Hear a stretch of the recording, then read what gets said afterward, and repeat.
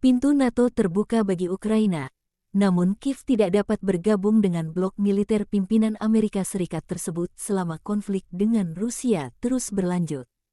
Hal itu dilontarkan Presiden Polandia, Andrzej Duda pada Forum Krynica di Polandia Selatan.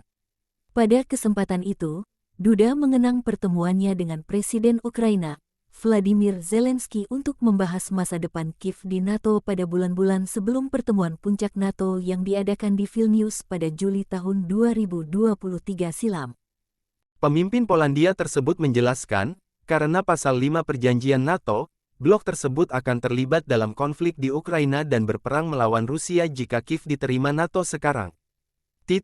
Pasal 5 butir perjanjian NATO itu menetapkan, serangan terhadap satu negara anggota akan memicu respons dari seluruh aliansi.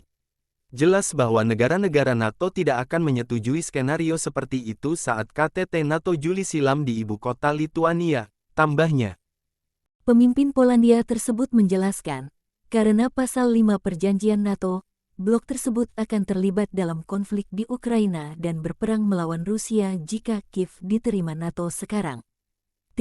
Pasal 5 butir perjanjian NATO itu menetapkan, serangan terhadap satu negara anggota akan memicu respons dari seluruh aliansi.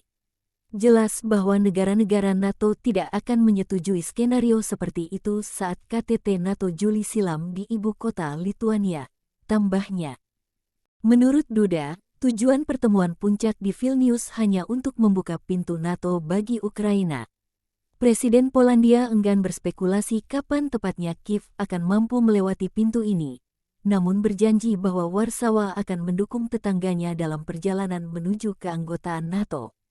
Target Polandia tidak main-main, menjadi negara dengan kekuatan militer terbesar di benua Eropa.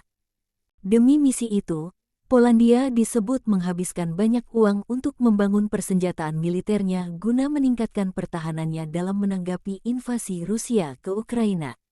Menteri Pertahanan Polandia, Mariusz Moskowski, mengatakan bahwa negara anggota NATO itu ingin memiliki pasukan darat terbesar di Eropa. Hal itu termasuk melipat gandakan pasukan pertahanannya menjadi 300.000 personel, kesemuanya untuk melawan ancaman yang ditimbulkan oleh Rusia. Sebanyak 7 saksi diperiksa Komisi Pemberantasan Korupsi dalam penyidikan dugaan korupsi proyek pengadaan barang dan jasa serta gratifikasi yang menyeret nama Wali Kota Bima Muhammad Lutfi, hari Rabu. Yakni, pengurus perusahaan air minum milik keluarga Wali Kota Bima CV Hilal, Aba Muhammad. Sementara itu, salah satu saksi yang tidak ingin disebut mengatakan, keluarga istri Wali Kota Bima itu diperiksa penyidik selama 5 jam.